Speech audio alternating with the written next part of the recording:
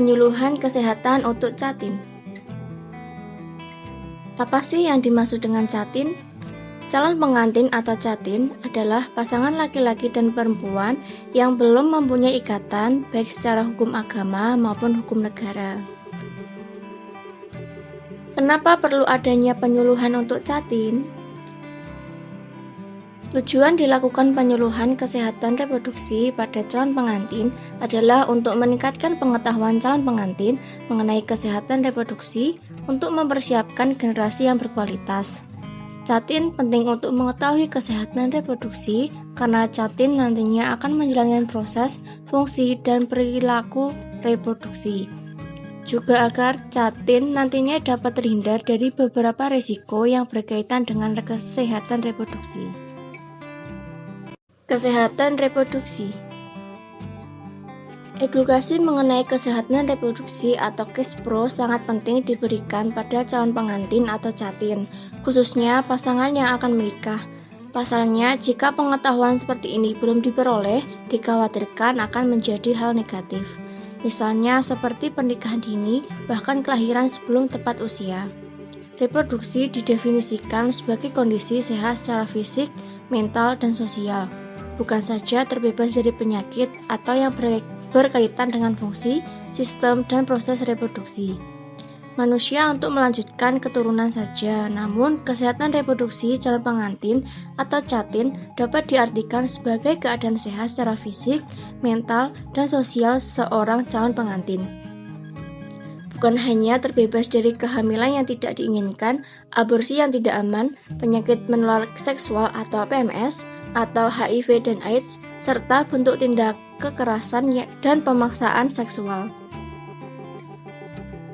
Apa saja persyaratan untuk Catin? Syarat nikah menjadi proses yang harus dilalui oleh calon pengantin sebelum melangsungkan pernikahan secara legal.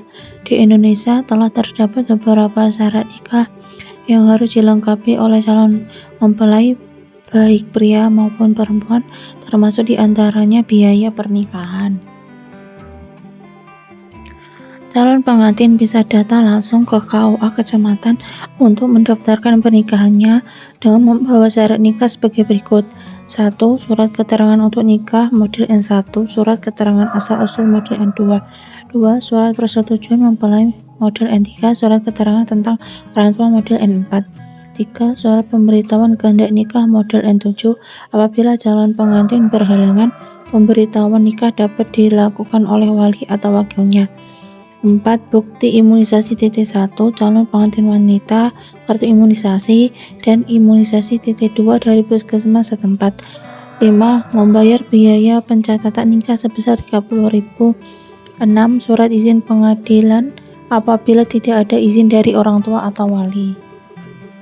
7. Pas foto ukuran 3x2 sebanyak 3 lembar. 8. Dispensi dari pengadilan bagi calon suami yang belum berumur 19 tahun dan bagi calon istri yang belum berumur 16 tahun.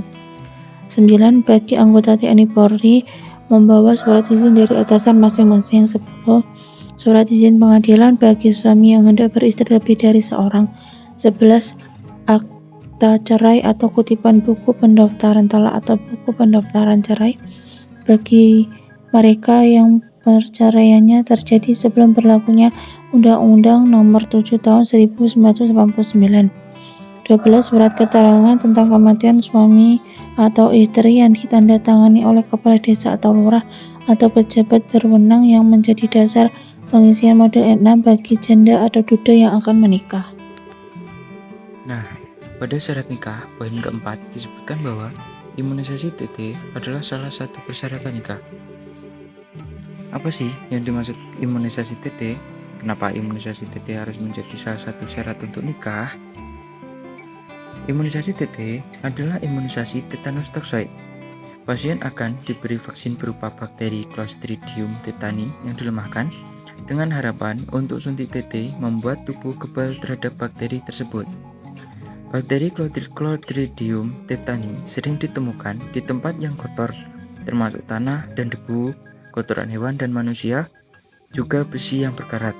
Jika kita memiliki luka terbuka, Bakteri ini bisa masuk dan mengeluarkan racun yang merusak sistem saraf dan sumsum tulang belakang. Kerusakan pada dua bagian tubuh dari tadi bisa berujung pada robeknya otot, tulang retak, tekanan pada tulang belakang, dan melemahnya otot pernapasan. Mengapa harus suntik tetanus sebelum menikah? Nah, imunisasi tetanus ini sangatlah penting diberikan kepada calon pengantin wanita.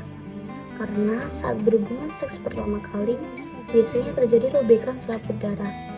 Lewat luka terbuka di vagina ini, bakteri penyebab tetanus bisa masuk.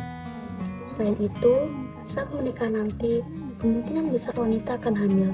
Sebelum hamil, imunisasi tetanus sebaiknya dilakukan untuk menghindari tertularnya penyakit tetanus baik pada ibu maupun pada bayi pada saat proses melahirkan. Imunisasi tetanus ini ternyata sudah diwajibkan pemerintah sejak tahun 1986 sebagai syarat menikah di KUA atau Kantor Urusan Agama. Kapan waktu yang tepat untuk suntik tetanus? Setiap wanita yang akan menikah dan hamil perlu mendapatkan imunisasi tetanus sebanyak 5 kali yang dilakukan secara bertahap. Bagi calon pengantin, lakukan imunisasi tetanus minimal 3 bulan sebelum menikah. Berdasarkan informasi yang didapat dari laman Kemenkes Republik Indonesia, berikut jadwal imunisasi tetanus untuk calon pengantin wanita. Tetanus pertama dilakukan sekitar 2 minggu hingga sebulan sebelum menikah, agar tubuh memiliki waktu untuk membentuk antibodi.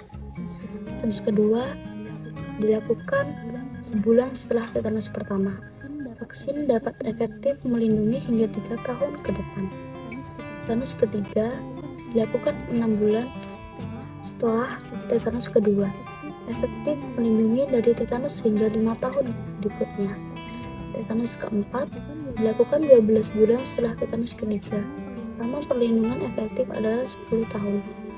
Tetanus kelima dilakukan 12 bulan setelah tetanus keempat. Rangkaian vaksin terakhir ini mampu melindungi dari tetanus hingga 25 tahun.